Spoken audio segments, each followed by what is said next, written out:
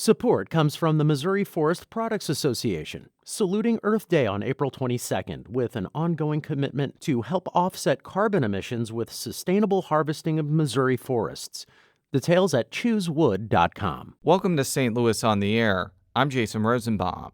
We go behind the headlines today to discuss the latest news in the ongoing abortion battle in Missouri. Earlier this week, a Missouri appeals court ruled that a referendum aimed at overturning a ban on abortion after 8 weeks of pregnancy can proceed, but backers may not have enough time to gather signatures. What does this all mean? St. Louis Public Radio politics editor Fred Ehrlich joins us in the studio to discuss whether there could be more legal fights to come and about whether a provision that goes into effect right away will derail the referendum in the future. Fred, welcome to the program. Happy to be here. So there was breaking news on this topic literally minutes before we went on the air. The appeals court decision I just mentioned was finalized, but the court rejected a bid to require Secretary of State Jay Ashcroft to approve a ballot title to allow proponents to get signatures by July 18th. What do you think that means? Well, it's going to be a tough effort. Is the next step, because it's clear that Ashcroft and other state officials, I don't want to say they're slow walking, but it sure looks like it. And if they can delay this the signature gathering in enough time, there's going to be no way that the supporters can get 100,000 signatures in a short time frame. I have not talked with Secretary of State Jay Ashcroft or his office yet, but the ACLU of Missouri said in a filing that based off the timeline, that decision not to reconsider the ballot title filing means that they may not be able to start gathering signatures until August 14th, and the deadline is August 28th. Right. And I just don't see any way you can get 100,000 signatures in that time. You and I were talking earlier today. I believe the Clean Missouri people, when they gathered their signatures, took 5 months or 6 months to do that. Well, that was the right to work. I'm sorry, right to work, yeah. But Clean Missouri had well over a year. The point is it takes a long time to gather all these signatures in enough signatures in 6 of the 8 congressional districts. Right, exactly. And, even though this is obviously a hot button topic, the ACLU is very motivated. They've already been having meetings organizing how to proceed with this. I just think that there's not going to be enough time. Now, even if there's not a referendum, it doesn't mean that this issue or this effort to overturn the abortion ban is over. Right. They can still come back and pursue a ballot initiative, which again would require same number of signatures. It would appear differently on the ballot next year, but it could happen. But in the meantime, the law would go into effect on August 28th. And the big difference between a referendum and an initiative petition is voters vote yes to keep a law and no to get rid of a law under a referendum. Under an initiative petition, they would have to vote yes to repeal the law and know if they want to keep it. Does that present challenges from a messaging standpoint, since it seems like it's easier to vote yes or no on whether you want to keep a law? I think it absolutely does present challenges. It has to, you have to not only, get your point across in terms of what you're trying to do. You have to, when people actually go into to vote, they have to really have sort of studied the ballot or know what the wording is, because it can be confusing. And I think, the average voter, these things are not easy for them.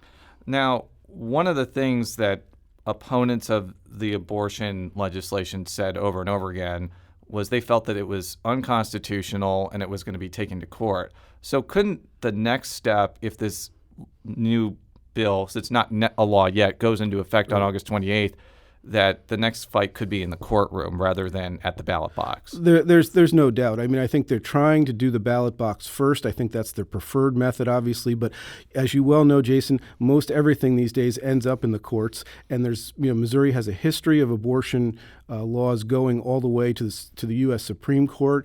And there are several other states that, have imposed these fairly drastic bans on abortion that are also going to move through the courts. So I fully expect a court challenge either way. The other thing beyond whether this law remains in effect or is tossed out at the ballot is just the effect on Missouri politics and politicians. I've heard varying arguments that this abortion measure, banning abortion after 8 weeks of pregnancy, could cause Democrats to win more legislative seats. I've also heard that it's possible that it could excite people in rural and suburban parts of the state who are opposed to abortion rights. How do you think this shakes out politically for the politicians that actually voted for this? It's absolutely going to have an effect. I mean, there's already been talk of suburban women in the next election being more of a force than they've ever been, and this could be a galvanizing issue for them.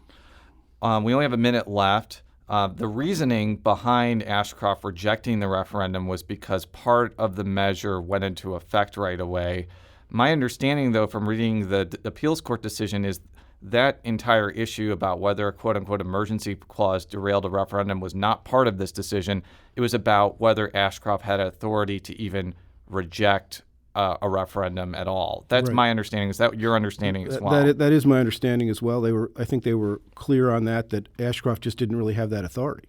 But I think we both agree that no matter what happens with this referendum, there's going to be more court fights to come, and the issue of abortion rights is going to be top of mind next year when voters go to vote. There's no doubt it's going to be one of the major election issues in Missouri and really the nation. Well, Fred, I want to thank you for coming in today and bringing us up to speed on this issue. Thank you.